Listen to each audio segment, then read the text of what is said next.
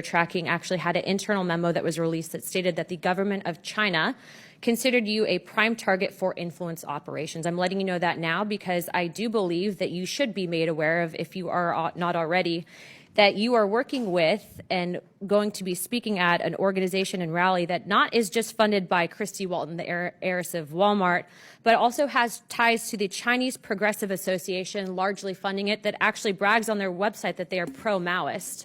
Also, too, funded by the National Endowment for Democracy. I know there's a lot of people on this committee that don't like billionaires interfering in politics, but say nothing when George Soros gets over $260 million from USAID through the last administration that's then funneled into some of these nonprofits and organizations.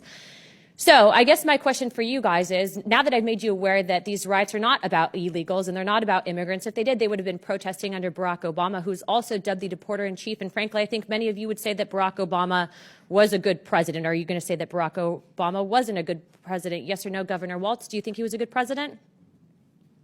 Do I think Barack Obama was a good president? I think he did a good job. Okay, how about you, Governor Pritzker? I think he did a good job, yes. Hochul? Hochul, and yes, he did do a good job. Okay, next. Perryman? I think President Obama did a good job. So then you would understand that Barack Obama had the very same policies, for the most part, on immigration that Republicans are parroting today, and yet you guys are sitting here saying that we're Gestapo. And what I would tell you is that what happens with open borders is that the real people that are coming here, the ones that are exploited, actually it hurts people on both sides, not just Americans, but the illegals. Some of you had said here to the actual committee that you are doing what you can to assist these people. But what I would say is that your policies aren't actually done from a place of understanding and sympathy. I would say that it's actually doing the exact opposite.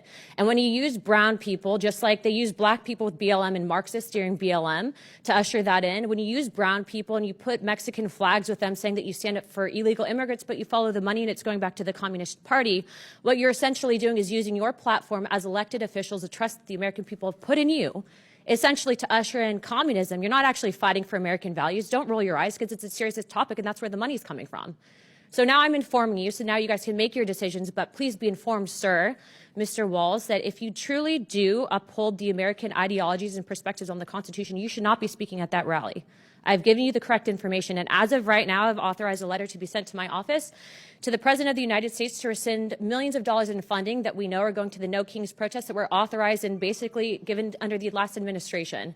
That is what Congress is supposed to do, not point fingers, not blame people, but actually ensure that the American people are protected and not fighting for foreign interests, foreign governments, and also the communist. Will the gentlelady yield for